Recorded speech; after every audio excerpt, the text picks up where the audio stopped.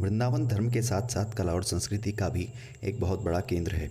यहाँ कई ऐसी कलाएं देखने को मिलती हैं जो शायद ही दुनिया में कहीं और देखने को मिल पाएँ। ऐसी ही एक कला का नाम है ब्रज की सांझी चित्रकला।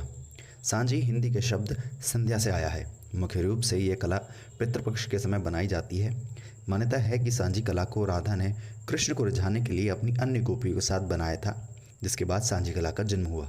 माना जाता है कि सांझी में स्वयं राधा और कृष्ण का वास है, लेकिन आज के टेक्नोलॉजी के समय ये कला धीरे धीरे ब्रज से गायब होती जा रही है, जिस वजह से युवाओं को इसके बारे में ज़्यादा नहीं पता। साथ ही ब्रज में ये परंपरा पहले लगभग हर मंदिर में हुआ करती थी, लेकिन बदलते समय के साथ साथ और कलाकारों की कमी की वजह से सिर्फ कुछ ही मंदिरों में ये कला शेष रह गई है। इसी को ध्यान में रखते हुए ब्रज संस्कृति शोध संस्थान द्वारा वृंदावन के गोदा बिहार मंदिर में बच्चों को सांझी कला सिखाने के लिए एक कार्यशाला का आयोजन किया जा रहा है, जिसमें बच्चे ब्रज की इस ऐतिहासिक कला को सीख सकें। साथ ही सांझी कला का महत्व तो आप इससे भी जान सकते हैं कि भारत के प्रधानमंत्री ने साल 2022 में जापान दौरे पर जाने पर अमेरिकी राष्ट्रपति जो बाइडेन और जापान के प्रधानमंत्री फूमियो किशिदा को भी सांझी की पेंटिंग गिफ्ट में दी थी, और साथ ही नई संसद भवन में भी सांझी चित्रकला को जगह दी गई है।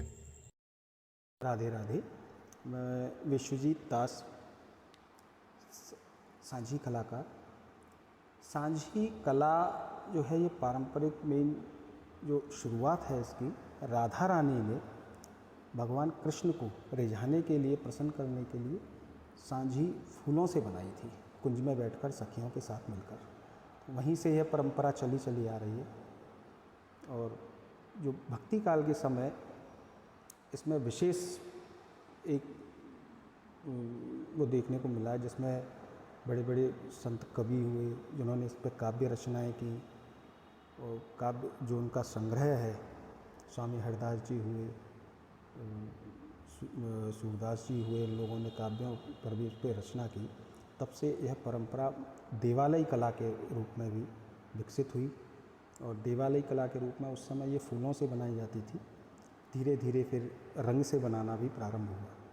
तो देवालय कला की जो सांझी रंग की कला है, ये देवालय सांझी कला है, जो मिट्टी की वेदी पर अष्टकोण की वेदी बनाई जाती है, मिट्टी उस पर बनाई जाती है। एक सांझी को बनाने में हम 5-6 जने मिलकर जब बनाते हैं तो 6-7 घंटे का समय इसमें लग जाता है। मेन आज देखा जाए तो इसके मेन मुख्य मंदिर कुछ रहे, जो मंदिरों से तो ये कला प्राय लुप्त ही हो चुकी है। कम 20-30 दशकों से ये परंपरा लगभग बंद हो गई है। 1 या 2 मंदिरों में इस समय भी बनती है, चाहे राधा वल्लभ जी हुए या भट्टी जी का मंदिर हुआ, तो यहाँ अभी तक चल रही है। और कलाकारों की कहें तो नई पीढ़ी इस समय इस कला को एक जानती ही नहीं है, क्यों कई दशकों से जो यह कला बंद हो चुकी है, विलुप्त हो चुकी है। इस वजह से नई पीढ़ी को ये पता ही नहीं कि सांझी कला एक्चुअल में है क्या है। आज हम अगर गूगल पर भी इसको सर्च करते हैं तो सांझी कला के नाम पर जो पेपर कटिंग है वो सामने आता है कि वही सांझी कला है, पर एक्चुअल में ऐसा है नहीं। जो पेपर कटिंग है वो सांझी कला में उपयोग में आती है। तो यही जो हमारी कोशिश है कि हम किस तरह से सांझी कला को सामने लाएं कि एक्चुअल सांझी है क्या है। तो जो जैसे आप देख रहे हैं अष्टकोण, ये वेदी, मिट्टी की वेदी पर जो सांझी कला ज्यामितीय आकृति लेकर जो बनती है, वह सांझी कला, उसको जीवित रखना किस तरह से, इसी प्रयास में हम लोग लगे हुए हैं कि आज का युवा वर्ग इस कला को पहचाने। सांझी लीला में प्रॉपर राधा कृष्ण की लीलाएं ही रहती हैं। एक्चुअल में सांझी का जो स्वरूप है वह केवल एक कला नहीं है। सांझी को बनाने के बाद इसको राधा कृष्ण का स्वरूप मानते हैं।